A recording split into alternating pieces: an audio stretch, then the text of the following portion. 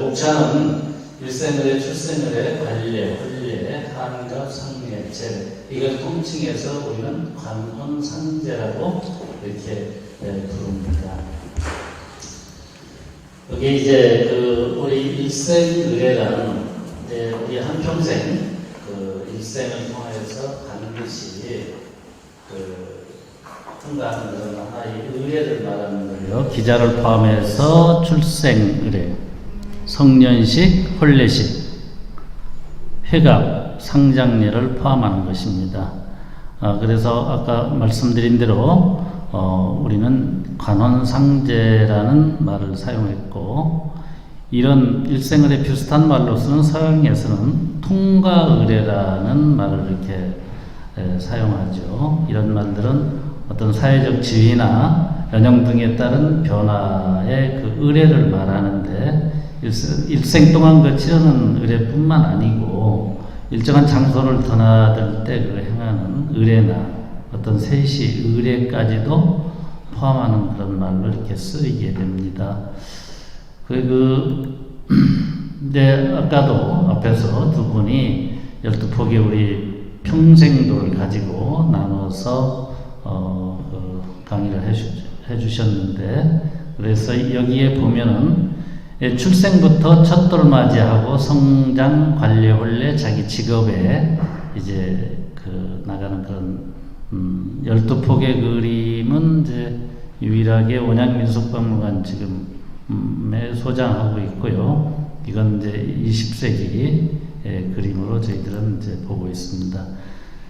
그다음에 이제 다음은 이제 어떤 자기 직업에서 한갑과 회열례 장면, 또 상장례, 제례 장면, 그래서 이제 복식은 앞에서 선생님들이 다 말씀하셨으니까 중간중간 배내업부터 시작해서 이렇게 가도록 하겠습니다. 그 출생 의례 중에 이제 우리가 기자독기, 기자석 하는데, 이거 뭐 다 아시는 것들이지만, 아들 낳기를 기원한다. 이 도끼를요, 시집가는 딸에게 첫날 밤에 이부자리나 벽에 넣고 자면 아들을 얻을 수 있다라는 그런 우리 풍속이 있어요. 그래서 딸에게 들려주는 그런 도끼인데요. 그 그림에서 보는 것처럼 이 고리가 두 개 있는 건 여성들이 외출할 때 그 저고리 치마말에 이렇게 숨겨서 또 차고도 다닙니다. 요즘에 이런 것들이 이제 여성분들이 넥클래스를 해서 그 목에다 걸고 다니는데, 이런 의미가 담긴 거를 모르고 예뻐서 좋아서 이렇게 하는데, 도끼는 하나의 남성을 상징하기도 하지만 힘의 상징이기도 합니다. 그래서 이런 걸 조선시대에는 이제 많이 감춰가지고 다니기도 했다. 여기 있는 기자석도 저희한테 이제 두 점이 소장되어 있는데, 저쪽 구정아트센터 옆에 좀 은밀한 곳에 그 전시를 해놓은 그런 기자석인데, 이 기자석은 우리 배방읍에서 제가 46년 전에 수습해온 건데요. 이곳에 기자상을 차려가지고 그 할머니나 어머니나 아들을 낳기를 비는 그런 뜻에서 이제 그 동네 어구나 또 입구죠. 그러니까 다른 곳에 이렇게 숨겨 있는 은밀한 곳에 갖다 놓고 그곳에서 그런 행위가 이루어지도록 하는 겁니다. 그래서 이제 이렇게 빌어서 아들을 낳았어요. 그러니까 조선시대는 아들을 낳아줘야만이 이 대를 이어줘서 효율을 한다고 생각했기 때문에 줄곧 아들 낳을 때까지, 심지어는 이제 경북 안동에는 지금 그런 건 다 사라졌지만, 제가 45년 전에 안동 쪽에 민속 조사를 갔을 때는 딸 나면 그날부로 난날부로 보따리를 싸가지고 어디로 가든 본가에서는 내보내게 됩니다. 그래서 친정으로 가든 어디로 가든 나가서 애를 기르는, 그래서 안동감은 아들 못 낳으면 보따리 싼다 하는 말이 바로 그런 말들인 것 같습니다. 그래, 이 사진에서 보는 것처럼 이렇게 대문에 이 금줄을 인줄이라고도 하죠. 그래서 외부 사람들이 들어가는 걸 막았는데요. 이게 이제 금줄이 거치는 거는 21일만입니다. 그래서 371이라는 말을 우리가 하죠. 그래서 이 금줄은 반드시 왼새끼로 꼰다. 꼬아서 여기에 아들을 낳으면 고추, 딸을 낳으면은 솔가지, 그 다음에 숯, 백지, 뭐 이렇게 끼우는 거죠. 그래서 이 새끼는 반드시 왼쪽으로 꼬아서 꽂는다. 그리고 21일 만에 이 금줄을 걷어서 불에 태우는 거죠. 소지를 하죠. 그 다음에 일반 사람들이 들어가서 애들을 보게 되는데, 현대의학으로 이게 밝혀진 겁니다. 21일은 신생아가 산모로부터 이제 젖을 한참 빨 때 면역력이 형성이 된 그 기간을 말하는 것입니다. 그래서 지금은 낳자마자 바로 울음을 터뜨리는 걸 확인하면은 엉덩이부터 팔에 그 면역 주사를 맞기 때문에 이런 것도 지금은 보기 힘들어졌고, 또 산부인과 가서 애를 낳게 되기 때문에 병원으로 가기 때문에. 그런데 한 가지 더 재미있는 거는 저도 손녀딸 낳을 때 가서 보니까 병원에 남자와 여자를 구분해서 이 금줄을 쳐는 걸 아주 재밌게 봤는데, 시중에서 새끼를 사다가 왼새끼가 아니고 기계새끼를 사다 꼬아서 수간호사한테 좀 봅시다 그래가지고 하니까 왜 우리 잘못됐어요? 그런데 그게 아니고 이거는 금줄은 반드시 왼새끼로 꼬아야 된다. 그래가지고 나중에 태어날 때 보니까 누구를 시켜서 했는지 왼새끼를 꼰 걸 확인한 적이 있습니다. 왼쪽은 우리가 금한다, 금기시했죠. 그래서 어른들한테 그 전에 어릴 때 왼손으로 밥을 푼다든가 먹는다든가 하면은 상당히 야단을 맞았죠. 그래서 면역력이 형성이 되는 게 21일이다. 그때 금줄을 치고, 가장 우리 이제 태어나서 먼저 입어보는 게 이제 베네쪼고리입니다. 이 베네쪼고리는 이 옷고름이 이 끈으로 질근 매가지고 뒤로 돌려서 묶어주는 거죠. 그래서 지금은 이 탯줄부터 베네쪼고리까지 그런 프로그램이 있어가지고 담아서 평생을 가지고 있도록 그런 그런 상품도 나와 있더군요. 그래서 이거는 이제 그 고름은 이제 무명실을 꼬아가지고 만드는데, 대부분 긴 실과 같이 장수하기를 영원하는 마음에 그렇게 만들었다고 합니다. 자, 이제 아까도 돌상을 설명했지만 이건 현재 이제 원양민속박물관에 전시된 전시물이고요. 그 상 위에 돌상 위에 차려지는 이게 다각반이라고 해서 1년 12달을 상징하는 12 그 면으로 이렇게 형성되는데, 그 면에는 붉은 칠을 하고, 홍칠이죠. 주칠이라고도 하고, 부기, 다남자, 이렇게 그 다남자는 어디나 들어갑니다. 조선시대 어떤 유교적관념에서 대를 이어야 되기 때문에 남자. 지금은 아니죠. 그래서 여기에 차려놓은 음식이나 여기 돌활, 붓, 뭐 화살, 아까 이현주 교수가 설명을 잘 하셨기 때문에 생략하고, 활이나 음식, 뭐 이제 돌을 집으면 무관이 되고 활을 집으면 공부를 잘한다.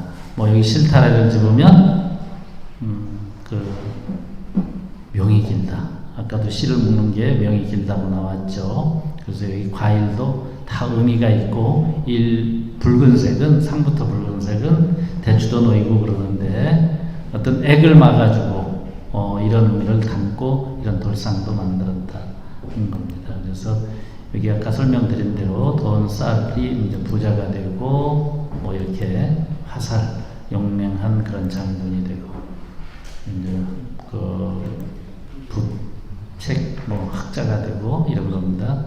쌀국수 뭐 장수를 의미하죠.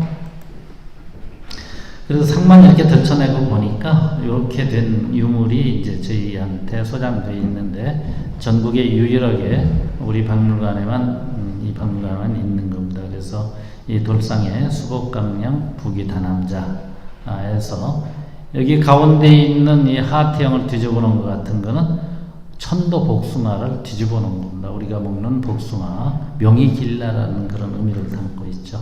자, 이렇게 돌복을 입힌 굴레를 씌우고 색동옷에서도 우리 기본적인 오방색을 동서남북 가운데, 그래서 좌청룡 우백호 현무주작 황 노란색이죠. 노란색은 가장 가운데를 말하는 거죠. 자, 이런 오방장 두루마기와 전복은 이렇게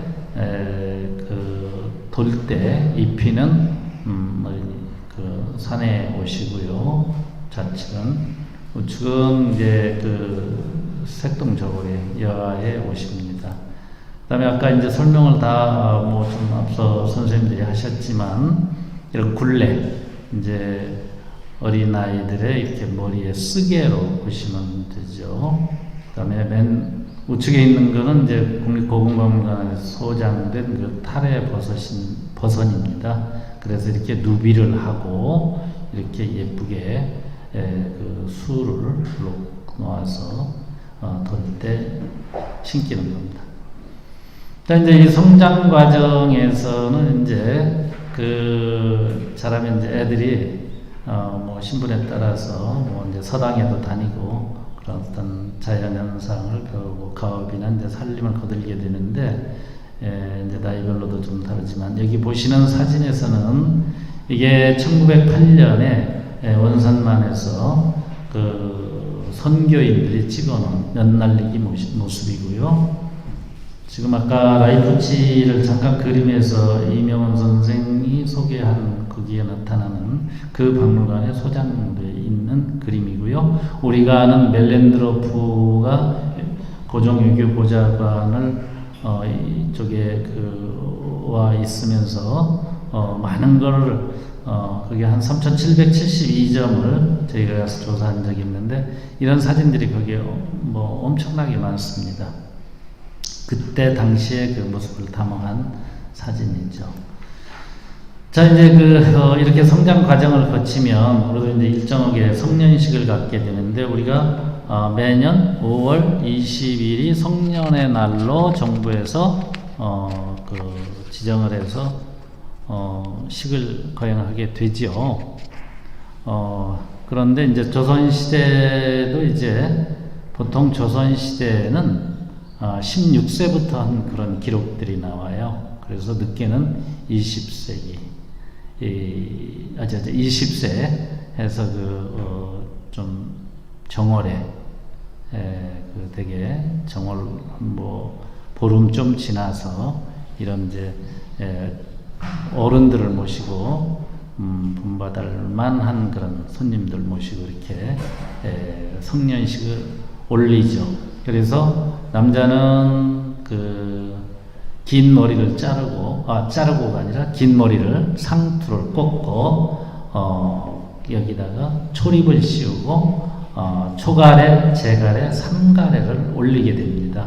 그래서 우리가 동양 일찌감치 동방예의주기라는 그런 걸맞는 그 몸소 교육을 이런 때부터 받게 되는데, 우리가 선배들이나 어른들하고 술을 따르고 마실 때도 두 손으로 공손하게 잔을 받쳐가면서 무릎 꿇고 받은 다음에는 좌로 돌리든 우로 돌리든 약간의 각도를 주어서 한 모금 마시고 그 잔을 놓게 되죠.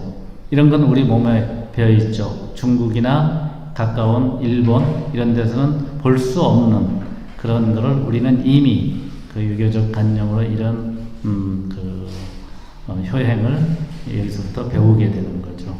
그래서 이제 이렇게 끝나고 나면은 초립을 씌우고 호패를 주게 됩니다. 호패를 주는데 호패에는 자기 갑자생 그리고 유학이라는 글씨를 새겨서 암흑의 본관 어대 뭐 영월신 가면 신가 이제 영월 신 뭐 이렇게 써서 주로 효양목으로 우리 도장판은 나오는데 효양목으로 그거를 새겨 가지고 허리끈에 차고 다니는 그런 겁니다. 자, 이제 여자는 그러면 어떠실까? 이렇게 계례라고 그래서 여기도 이제 보통 15세 전후라고 그랬는데 조금 여자들은 계례를 일찍 치르게 됩니다. 남성에 비해서. 그래서 이제 이렇게 머리를 올리고 긴 머리를 올리고 쪽을 짓죠. 쪽을 짓는데 이 뒤에 비녀를 꽂고 그래서 비녀개자입니다. 꽂아주는데 이때는 여사사라는 책 또는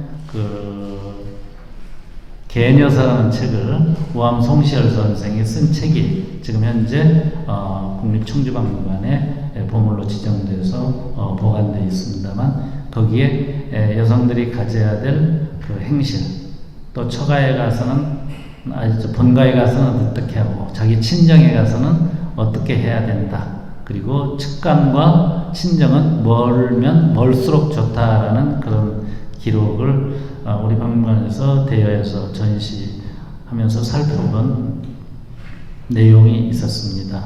그래서 여기에 하는데 그러면 이제 머리를 닦고 다니는 거는 이제 그 처녀라는 걸 알 수 있는데 머리를 이렇게 쪽을 짓고 올리면 이제 계례를 치르고 나면 다 올리게 되는데 그 여성이 기혼인지 미혼인지 어떻게 알겠어요? 아세요? 어떻게 구분이 되겠어요? 남의 여성 막 뒤 따라가면 안 되죠. 그 뭐 어떻게 구애하려고 따라갔는데, 남편이 남의 집에 그 머리에 어떤 분은 이제 질문을 드리면 비녀를 머리를 좌로 꽂는다, 우로 꽂는다, 그러면 다 맞지 않는 말이고요. 거기에 귀민머리 들어보셨나요? 귀민머리를 꼬아서 올리는 경우도 있지만 거기에 머리에 비녀에 약간의 틀은 머리 쪽에 붉은 댕기를 거기다 살짝 꽂아 놓습니다. 그럼 뒤따라가면 그건 미혼이고 그 귀민머리나 댕기를 누가 빼줘요? 첫날 밤에? 남자가 그 귀민머리를 풀어준다는 거 아닙니까? 그래서 귀민머리는 일정하게 붉은 댕기를 들이우지 않은 경우에는 그걸 따가지고 몇 가닥을 따가지고 살짝 여기 보이지 않게 이렇게 그 머리와 함께 쪽을 짓고 아니면 그걸 따는 거 시간 많이 걸리죠. 그러니까 그거를 빨간 댕기나 천조각을 가지고 비녀 머리에 그 쪽에다 같이 이렇게 해서 알렸다고 합니다. 자, 아까 갓도 이제 주립과 흑립이 나왔는데 그 흑립은 문관이 있었고 주립은 무관이 있었습니다. 저희가 주립과 흑립이 두 점이 있는데 모두 1720년대 영조 때 무관과 문관을 지내신 분의 실제 사용했던 걸 저희가 수집해 온 겁니다. 자, 그리고 이제 아까 상투 이제 옆에 있는 게 이제 그 상투관인데 이 상투로 틀고 상투 끝이 넘어가지 말라고 동것도 꽂았지만 그 위에다 또 이걸 그래서 남자들의 그 장식은 여성 못지않게 굉장히 그 사치스러운 그런 유물로서 확인되는 게 굉장히 많습니다. 아까 망건 우리 속담에 망건 쓰자 장파한다고 그만큼 정성을 들여서 양쪽에 매는 것도 질끈 매니까 앞에 아까 조 선생님이 설명을 했지만은 그 자죽이 선명하게 뭐 일줄이 간다, 이래가 간다라는 말이 있어요. 이렇게 질끈 매고 매는 건 옆에 우리 관자놀이라고 하는 양 옆에 피곤할 때 눈이 피곤할 때 꾹 누르면 시원한 그게 바로 그 관자가 거기에 양쪽에 붙어 있는 겁니다. 그래서 그 관자를 풍계별로 금관자, 옥관자, 은관자, 대모관자 많습니다. 종류가. 예, 그래서 그거는 아무나 내가 금관자 하고 싶다. 그건 할 수 없죠. 종, 이품 이상 벼슬, 또 정, 이품 이상 벼슬, 뭐 은관자 그런 걸로 이제 유물로서 다 확인이 되는 겁니다. 그리고 그 위에 상투관을 쓰고 갓을 쓰면은 이 세계적으로 갓이 우리나라 갓이 가장 쓰개로서는 세계적으로 가장 가볍고 그런 갓이 모자가 없다는 거죠. 영국의 실크햇이 어떻고 하지만은 전혀 우리 거고 비교가 되지 않는다. 그래서 요즘에 에르메스나 뭐 리르똥이나 이런 데서 갓을 보통 이걸 만드는 무형문화재, 국가무형문화재가 선생님이 계세요. 두 분이 계신데 이 갓은 한 1억씩 이렇게 만들어 간다고 그럽니다. 그러면 갓을 그 위에다가 우리가 있는 주립이나 흑립 보면은 왜 붉은색이 날까? 말총을 하는데 거기는 붉은 오칠을 하는 겁니다. 그래서 비를 약간에 맞아도 이 말총을 우리 머리카락하고 똑같은 이게 그런 각질의 어떤 그런 거예요. 그래서 그 위에 다 엮고 거기에 흑칠을 하고 또 붉은 칠, 주칠을 해서 문과 무를 이렇게 엄격하게 신분으로 구분했다고 합니다. 자, 이 두루마기는 앞서서 이제 뭐 도포나 이렇게 설명을 하셨는데 뭐 주의라고도 이렇게 하고 그 두루 그냥 옆 트임이 없이 이렇게 막혔다. 그래서 도포는 이와 이제 향교에 뭐 저 행사했을 때 가면 이렇게 하는 그런 도포를 입고 하지만 이건 두루마기입니다. 일상 외출할 때 입는. 그래서 양반과 상민들이 더 입을 수 있는 그런 옷이 남자의 옷이 되겠습니다. 자, 이 당이는 이제 여성들이 겉옷으로 입는 우리 사극에서 많이 보셨죠. 왕실에서는 이제 평상시에도 또 양반가에서는 궁에 들어갈 때 예복으로 이렇게 갖춰 입었던 이것도 다 그냥 아무렇게나 내가 요즘처럼 이런 옷 색깔을 입고 싶다가 아니라 풍계별로 이거 다 구분해서 입었던 옷이고요. 그 이제 비녀는 이제 여러 종류를 이렇게 해놨는데 이 비녀가 쓰임새가 다 다릅니다. 그래서 그 상대 맨 아래쪽에서 두 번째는 국상대 끼는 비녀에 끼는 게 아니고 꽂는 흑각 비녀입니다. 이 흑각은 무소 뿔로 우리나라 무소가 없죠. 수입된 그런 건데 주로 이 흑각은 이제 호패에도 많이 쓰게 되죠. 그리고 이런 용잠이나 매죽잠들은 홀리식에 쓰고 이 홀리식도 궁중에서 쓰는 이 매죽잠이나 용잠도 다르고요. 일반 서민이 쓰는 것도 다르고 홀례식만큼은 그 남자나 신랑이나 신부는 관복을 신랑은 입힐 수 있도록 허락을 했고요. 그 여성들은 용잠, 용은 아무데나 뭐 이렇게 꼭 갈 수 없잖아요. 왕의 상징인데 그래서 혼례 때만 허락을 했다는 그런 기록이 나옵니다. 자, 여기에는 이제 혼인 예가 되는데요. 우리 이제 남녀 부부가 되는 것을 우리는 혼인, 지금은 뭐 혼례, 뭐 전통 혼례를 또 붙이는데 원래 했던 거는 요즘에 또 결혼이란 말은 일제강점기에 만들었는데 우리는 언제 혼인하느냐 이런 말을 하게 되죠. 그래서 혼자는 여성이 씨를 받는 날이다. 우리 한문을 파자하면 참 재미나는 거죠. 두 번째, 이는 여자가 이제 네모 반스단다 큰 대자로 쭉 뻗으면 가둬놨죠. 여자가 시집 가는 걸 말하고 남자가 장가 가는 걸 그래서 혼인한다 이런 이제 의식인데 이 장면은 지금 아까 조 선생이 우리 박물관에서 이 전통 혼례를 도맡아서 이제 운영한다고 그러는데 예지원에서 공부도 많이 했지만은 그런 걸 이렇게 보여주는 장면을 제가 담아놓은 거를 좀 여러분들한테 보여주고요.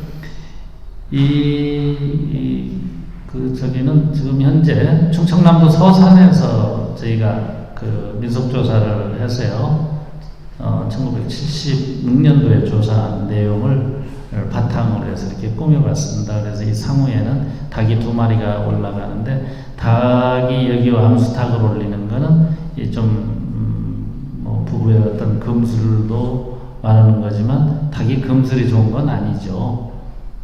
그런데 공통점이 있는데 세 가지만 말씀드리면, 그쪽에서 이야기하는 대로 전해드리면, 닭은 첫째 암탉이나 수탉이 벼슬이 있다는 거. 요즘은 좀 컨셉이 맞죠. 뭐 대통령도 나왔으니까 암탉도 벼슬했죠. 두 번째는 닭이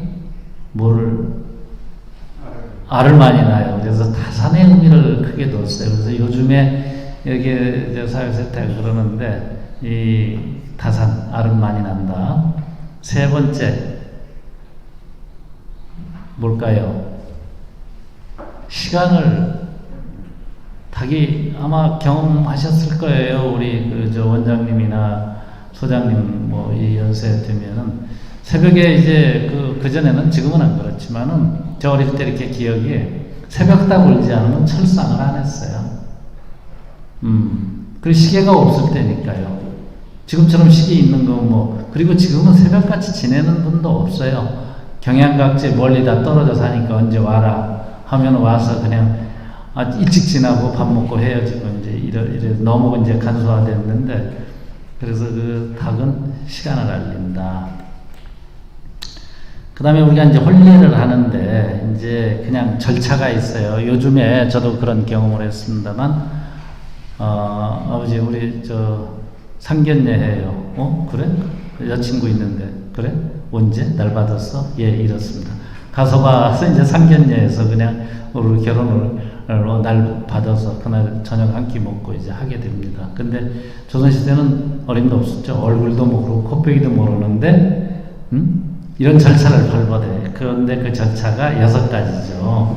서로 이제 양가에서 이제 중신애비가 있기도 하지만, 요새 잘 받는 귀수댁이 있으면은 사람을 통해서 이제 의혼을 하게 되죠. 그리고 납체, 그 다음에 납기, 납패, 이제 대례, 우교 해가지고 요렇게 해야만이 혼인의 절차가 끝나는. 지금 이렇게 하라고 하면 아마 누구 따를 사람도 없지만 하는데도 못 봤어요. 그리고 우리도 여기서 전통 혼례를 하지만 하나의 그 보여주식 행사, 결혼하는 그런 식장에, 일반 식장보다는 참 아주 아름답고 좋은 모습인데, 그 코로나 때문에 요즘 그런 장면을 못 보는데, 오랫동안 그 옆에 사진이 있습니다. 이거 지금 제가 다 담아놓은 사진인데요.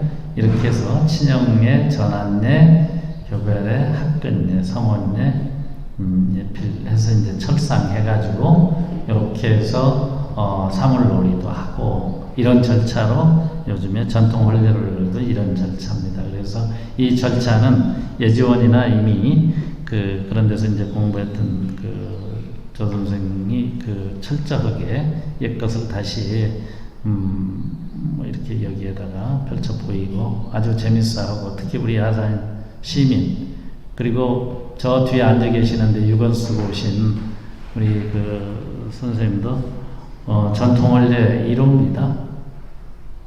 우리 온양민속박물관에. 그래서 이제 다 이렇게 성장하고 다 같이 들고 가게 됐는데, 그런 거고요.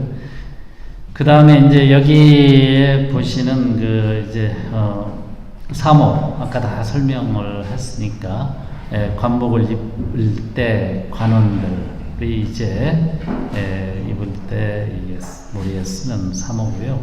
그 옆에는 이제 달령이라고 해서 이제 관리들이 입는 흉배가, 그래서 앞에 흉배는 가슴형 등배자죠. 앞에 붙고 뒤에 붙는 일종의 이제 계급장의 어떤 표시라고 쉽게 이야기할 수 있는데요. 이거는 학이 한 마리일 때는 당하관, 두 마리일 때는 당상관. 이게 문관이고요. 무관은 호랑입니다. 그래서 무관도 마찬가지로 학이 한 마리일 때, 호랑이가 한 마리일 때는 당하관, 두 마리일 때는 당상관. 이렇게 이야기를 합니다. 자, 이건 이제 혼례복인데요. 그 원삼이에요. 일반 서민들 방가에서 입을 수 있는 그런 혼례복이고요. 그 밑에는 이제 화롯이라고 해서 대례복이라고 하는데, 궁중에서 입었던 그런 옷이기도 합니다. 자, 이제 직업으로 가서 이제 그다음에 머리 쓰게 해서 이제 화관, 아까 저 좋은 그런 그 그림들을 보셨으니까, 우리가 소장하고 있는 화관, 족두리, 그다음에 도트락 댕기도 어떤 이제 그 여성들이 그 예복을 갖추고 뒤에 늘어뜨리는. 그래서 여기 보면은 가진 문양들이 있는데, 이건 아까 말씀드린 대로 수복강령 부기단함에 여기에 다 연관되는 그런 상스러운 동식물들이 금박으로 하나하나 찍은 그런 인물이 되겠습니다. 자, 이 직업에서는 이제 우리가 산업공상을 들을 수 있죠. 그래서 이제 조선시대 그 어떤 직업의 신분 계급을 이렇게 분류해 본 겁니다. 그래서 관리를 이렇게 배출하는 양반, 농민, 뭐 장인, 그러니까 뭐 공장에서 뭘 만든다든가 하는 장인, 상인, 뭐 천민, 노비 이렇게 계층을 단계로 이루어가지고 이렇게 산업공상. 지금은 뭐 다르죠. 많이 그 상인도 돈 많이 벌으면 우리 그 삼성 같은 데는 뭐 대통령이잖아요. 경제 대통령. 그리고 여기 이경환 그 초상은요, 고종 때 그 선봉감을 지냈던 종오품벼슬인데, 이 시미를 그 있거나 약간의 그 학창이라고도 일부 학자들은 그러는데, 이경환이라는 분이 입었던 그런 이제 입고 그린 영정입니다. 그래서 이분은 이제 선봉감은 이 궁에 들어가는 모든 비품 뭐 이런 것들을 관리했던 그런 직업이고요. 자, 이제 그 금관조복인데요. 그 밑에 사진에 보시면 맨 우측에 그 금관이 있고요. 여기에 하나 이제 조복이 있고 폐옥이 있고 뒤에 후수, 앞에 상, 이렇게 해서 옷을 입는, 이 언제 입느냐? 임금님의 그 조하 때, 그러니까 조회 때죠. 또 하례 행사가 있을 때 입고 궁중에 조했다는. 우리가 근정전에 가시면 종9품부터 종1품 좌우로 나눠져 있죠. 정9품부터 정1품까지.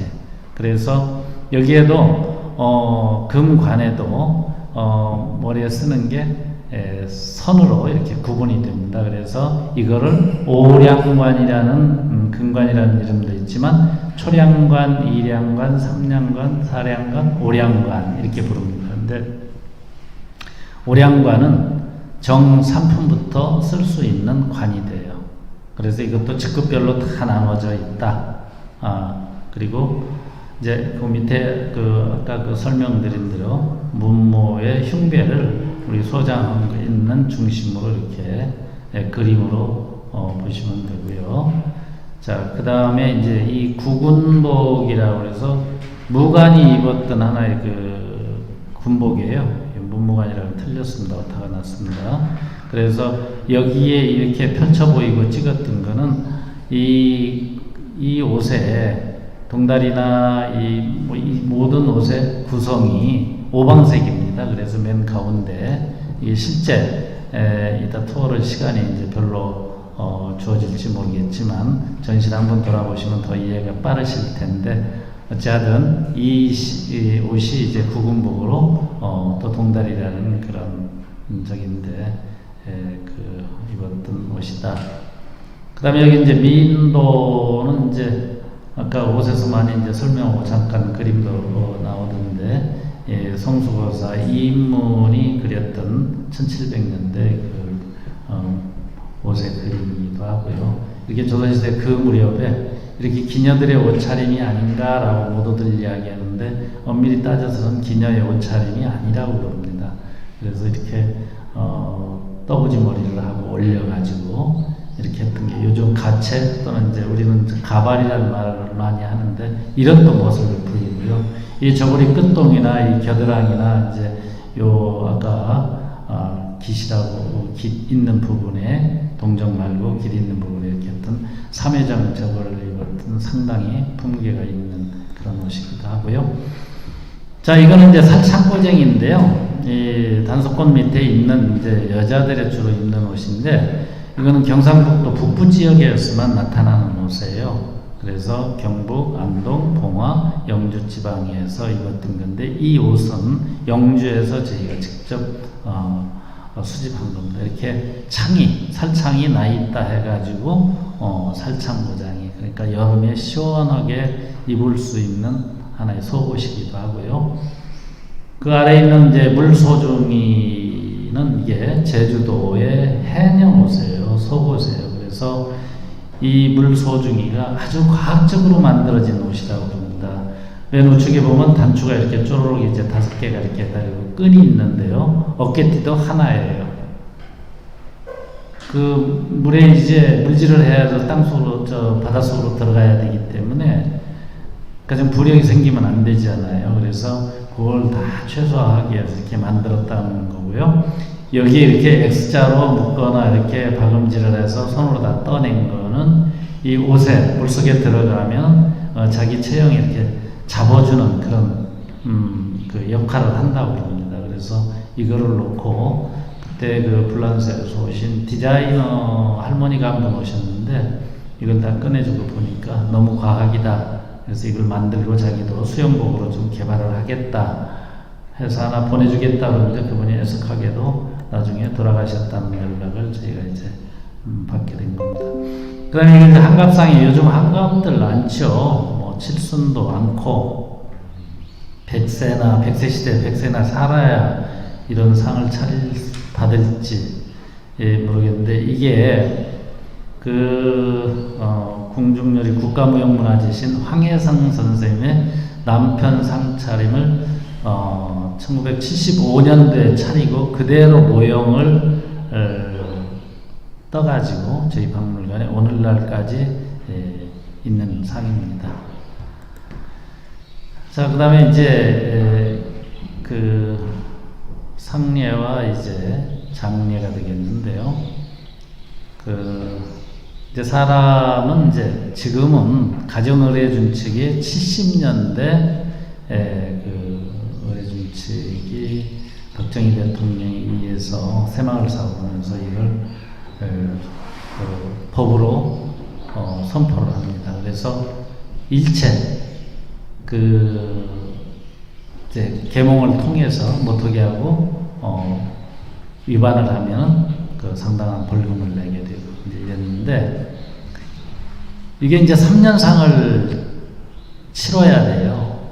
그래서 이제 사람이 돌아가고 나면은 초혼, 이렇게 죽은 사람을 이렇게 부르는 시작부터 지붕에 올라가서 본인이 입었던 겉옷이 됐든 속옷이 됐든 허이 3번을 하고 혼을 부르는 그런 것부터 해서 그 다음에 이제 뭐 상식을 올리고 이제 그 조문을 받고 이렇게 해서 이제 추모행위를 하고 난 다음에 이제 이런 과정을 거쳐서 3년을 모시게 됐죠. 그래서 3년 탈상을 한다.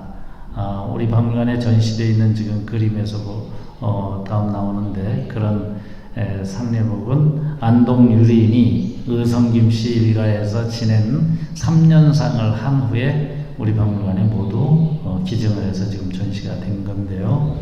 그래서 3년상을 그냥 3년 동안 모신 게 아니라 초하루, 보름, 또 상망이라고 해서 그 한 달에 2번에서 3번 상을 차려드렸어요. 그러니 언제 무슨 일을 하고 이렇게 되겠어요? 지금 그렇게 하는데도 없거냐 하면 실전법 위반이죠. 그래서 못 치르게 했습니다.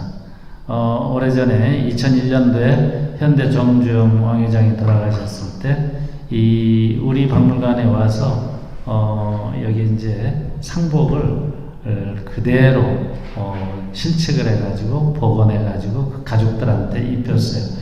그 가족들이 엄청나게 많죠. 거기가 이제 서울 경기도 하남에 그 선영이 있기 때문에 저도 가서 사진을 찍어 왔는데 상당히 보기는 좋았어요. 근데 그날 일간지에다가 박스 기사로 황금 물결 이대로 좋은가라는 제하로 해서 크게 썼어요. 그럼 맨 마지막에는 결국 우리가 우리 민속이 아름답다라는 걸로 매듭을 해놓고 맨 끝에는 실정법 위반이다 이런 말을 쓰게 됩니다. 벌금은 냈는지 안 냈는지 모르지만 하여튼 그런 게 있고요.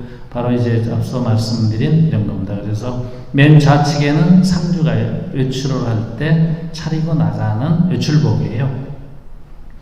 내 조상을 먼저 보냈으니 어찌 하늘을 보겠는가 해서 이런 방갓을 씌우고, 이분이 집은 지팡이는 버드나무입니다.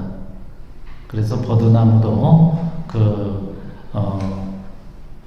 이렇게 끝가지와 높은 이제 굵은 가지에 반대로 이렇게 세우는 그런 거고요. 우측에 있는 거는 이제 상주가 조문객들을 받는 그런 옷차림이고요. 지금은 어떻게 합니까? 남자들은 검은 양복에 검은 넥타이 하고, 그전에는 무슨 완장을 찼어요. 검은 띠가 있는 삼배로 완장을 찼는데 요즘은 그렇게 하지 않습니다. 그렇게 하고, 여성들은 대개 이제 요즘에는 검은 옷을 거의 빌려 입거나 아니면 하얀 소복을 빌려서 입는데, 지금은 또 그게 변한 게, 그 상주의 가족들은 이 헤어핀에다가 삼배를 일정하게 접어서 머리에 이렇게 꽂아가지고 그 집에 유족이라는 걸 알리는 그런 걸로 이렇게 바꿔졌습니다. 자, 이게 이제 사자밥인데요. 그 죽은 이제 사람을 일직사자와 얼직사, 저승사자가 이렇게 데려오는데, 이제 가운데는 이제 본인의 망자의 밥이고, 좌우는 일직사자와 얼직사자.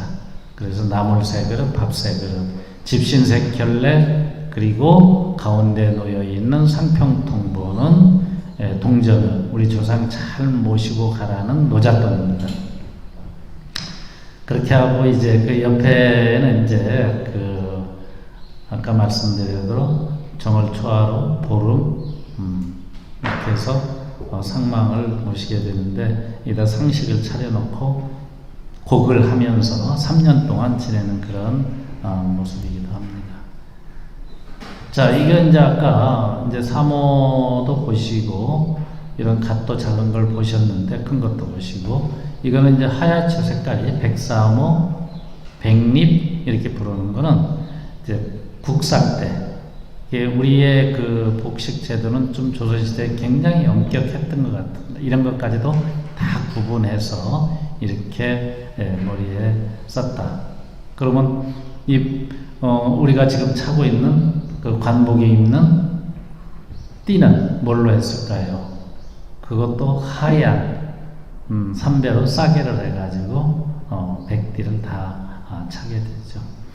그 밑에 이제 상복이 이제 이렇게 이제 굵은 제복에 수질과 요질과 지팡이, 그리고 3년상 때까지는 요 대나무를 지팡이로 대를 밑둥지를 자른 부분이 손으로 가도록 해서 이제 짚고 조문객을 맞는. 그리고 이제 그 옆에는 이제 상복이고요. 자, 여기는 이제 다음은 지석인데요. 여기 있는 지석은 이제 저쪽에 밖에 우리가 이제 여러분들 아마 기억을 다 학교 공부 역사에 나오니까 이제 아시겠지만, 조선시대 말에 그 안동김 씨의 그 세도가들의 그 묘소가 경기도 광주에 있었습니다. 그게 이제 반월공단이 생기면서 이제 없어지게 되는데, 모두 그 5대에 걸쳐서 그 세도가들의 집안에 17기를 우리 박물관에서 1979년도에 발굴을 해서 안동김씨 출토복식 유물 보고서도 내고, 바로 아까 앞전에 맨 먼저 발표했던 이현주 교수가 그때 석사 과정에서 이대에서 공부할 때 와서 열심히 했던 분 중에 또 한 분인데, 그때 보고서가 약 한 500여 쪽 이렇게 나오는데, 그 중에 이 김병국의 부실이 지금 말하면 첩인데요. 김혜어씨 지석이 이 함에 11장이 들어가 있어요. 그래서 왜 이 첩에 대한 이 묘는 제가 담당을 해서 발굴을 했는데 여기에 세도가의 집안이기 때문에 엄청난 그 복식 옷을 짓지 않는 중국의 천부터 필로 나왔습니다.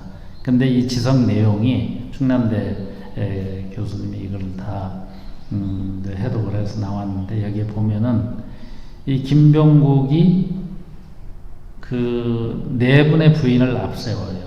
근데 아버지가 살아계세요. 아버지가 김숫자근자입니다. 그리고 김병학이 그 형이고 김병국이 동생이죠. 근데 이 김병학은 이제 선이었고 또 일찍 돌아가요. 그래서 김병국이 이렇게 아버지를 병관을 하다가 또 일찍 돌아가요. 저 김병국이 돌아가는 게 부인들이 다 돌아가니까 아버지의 누가 할 사람이 없었는데 마침 그 김혜어씨 그라는 분을 이제 집어내서 아버지를 이렇게 다 병관을 했는데 또 먼저 돌아갑니다. 그래서 11장의 내용이 내가 울면서 짓고 쓰다라는 그런 제성인데 1827년에 이렇게 기록이 돼서 이 도자사에도 아주 중요한 그런 단서를 제공하는 유물이기도 합니다. 지금 현재 전시에 돼 있고요. 그 묘는 저쪽에 여기 나가시면 이제 좌측으로 쭉 따라가시면 그 안동김씨 가묘가 있습니다. 그래서 묘는 안에는 아무것도 없지만 봉분을 만들어주고 거기에 있는 비가 또 그분들의 손들의 비석은 전부 우리가 수습하고 아까 말씀드린 그 안동김씨 발굴 보고서를 500여 쪽을 만들었던 것입니다. 자, 이건 이제 혼백틀인데 조상이 이제 돌아가시면 그 안에 혼백을 모시고 여기 이제 이제 외출할 때라든가 멧돼조 뭐 아무개 어디 다녀오겠습니다 또는 무슨 일 때문에 갔다 왔는데 잘 다녀왔습니다 이렇게 하는 그래서 이걸 감실에 모시게 되죠. 그래서 그 감실에 이 혼백틀을 모시고 제사 때라든가 이런 때 이렇게 다 꺼내와서 합니다. 이 도포는 이제 그 제례 때 입는 도포로 소개가 됐고요. 자, 이제 감실이 이게 이제 그 충청남도 민속문화재 29호로 지정된 감실이기도 합니다. 그래서 이게 지정된 건 아까 혼백이 여기에 들어갔는데 사대부를 모시는 서 나로부터 어머니, 아버지, 할머니, 할아버지, 증조, 고조 그래서 문짝이 8짝이 있죠. 그리고 거기에 이렇게 가장 특징적인 게 이렇게 단청이 되어 있다는 겁니다. 그래서 이거를 사당형 감실 그래서 이렇게 그림에서 보듯이 단청이 아주 화려하게 그리고 이제 아산 우리가 사는 아산 위암리에 건제고택이나 뒤에 가시면 이 감실이 있는 게 아니고 사당이 있죠. 근데 사당은 단청을 안 한 집이죠. 그래서 이런 그 사당형 감실로 이렇게 화롭게 꾸민 그런 감실이 이곳에 소장되어 있다. 자, 이제 감사합니다. 여기 이제 그림에서 보시는 이거는 출토품인데요. 조선 초기에 나온 부부상에 이 부부를 아까 혼례 때 백마 타고 이게 뭐 하는 그런 우리 평생도에 나타나는 것처럼 이 하얀 말을 타고 아마 이분들이 저승으로 가는데 후손들이 기리기 위해서 이렇게 땅에다가 같이 부장품으로 묻어 주었던 거를 마지막으로 소개해 드리면서 자, 뭐 질문 뭐 토론 시간이 있긴 한데 그냥 일단 여기까지 시간을 함께 했고요. 감사합니다.